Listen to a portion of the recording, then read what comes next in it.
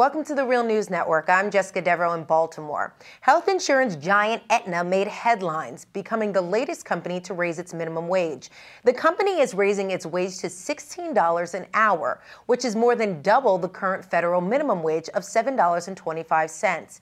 This pay raise would affect about 6,000 employees at AETNA, and the CEO of the company, Mark Bertolini, said this to the Wall Street Journal about the raise. Quote, "It's not just about paying people, it's about the whole social compact.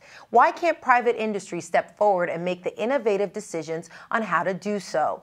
Now joining us to discuss this latest company raising its wages is our guest, Jeanette Wicks-Lim. Jeanette is an associate professor at the Political Economic Research Institute in Amherst, Massachusetts at the University of Massachusetts, Amherst. Thank you so much for joining us.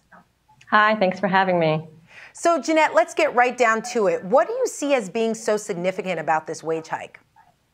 Well, I think it is pretty significant that an individual private company will go forward and say, we're going to raise our workers' wages without any mandate coming either from the federal government or by the state governments in which these companies may operate.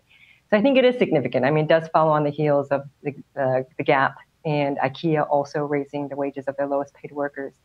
So those changes are, I think, really notable. I think in the context of where wages have been in the U.S., however, I think that we have seen that the lowest paid workers in particular are suffering from really stagnant wages, really not making any progress since the Great Recession or even prior to that. So in the context of how workers have been paid over, say, the last decade, 10, 15 years, these workers haven't been making a whole lot of progress. So it's about, these workers do really need to see their wages go up, and these individual companies are now seeming to take on policies that will do that. Jeanette, do you think part of the elite now is sort of waking up that the way to jumpstart the economy is through consumer spending? And if wages continue to remain stagnant as they have since the 70s, and as you noted, we're not going to see the economy pick up. So is there sort of like a consciousness, awareness out there that people are finally getting this concept? It's hard for me to say. I don't really know what's in their minds. I think there are a couple things that I suspect are feeding into this push towards raising the wages of these workers. One is that we are finally seeing more regular declines in the unemployment rate. We've come down from about 10% in 2010, where we really were suffering from a really weak labor market. We're finally seeing it fall below 6% now. If we keep on seeing the unemployment rate fall, we might start to see wages go up. This is one of the biggest factors behind how the lowest paid workers in the U.S. economy actually get raises. If you look at the late 1990s, that's when you really saw momentum for these workers in their wage growth. And that was when we got down to an unemployment rate at 4%, and it had been declining over about 8 years prior to that. So it was a real tight labor market, and we might be approaching, certainly not now, we certainly have a lot of slack in the labor market now, but we might be approaching a time where employers are saying to themselves, well, yeah, the labor market is getting healthier, we're going to have a harder time getting the workers that we want, workers are going to have more choices, and that might be feeding into some of the pressure for employers to raise the wages of these workers.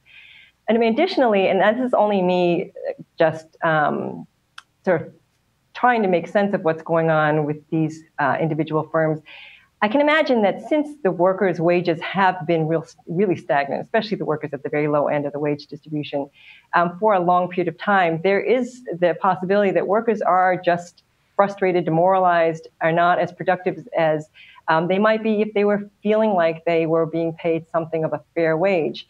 Our current Federal Reserve Chair, Janet Yellen, co-authored a paper with George Akerlof years ago that talked about this thing called the fair wage hypothesis, that talked about how workers do respond to whether or not they feel like they're being paid a fair wage. And if they can, they might, resist in their work effort, not be as productive as they might otherwise be if they felt like they were being paid a fair wage. So I can imagine that over the years, with the workers being paid such low wages, seeing no improvement in their wages over time, may be feeling very demoralized, and this might reflect in the kind of work that employers can get out of the workers that they have. Jeanette, but in the end, some may argue that this model of companies raising their wages may be all fine and dandy, but you still are not really dealing with the root cause of workers being at the mercy of their employees for their salary to even increase, even though these companies are quite profitable. So what I'm getting at is that don't we have to change the power of ownership? How do you address this issue in light of the news of AETNA? Well, I think this, what I was just talking about with the falling unemployment rate is really about, how much bargaining power do workers have, and whether that comes through having more bargaining power by owning the company that they work for, in the form of, say, a worker cooperative or something like that, or simply having more options, even when they're working for an employer in a traditional capitalist model.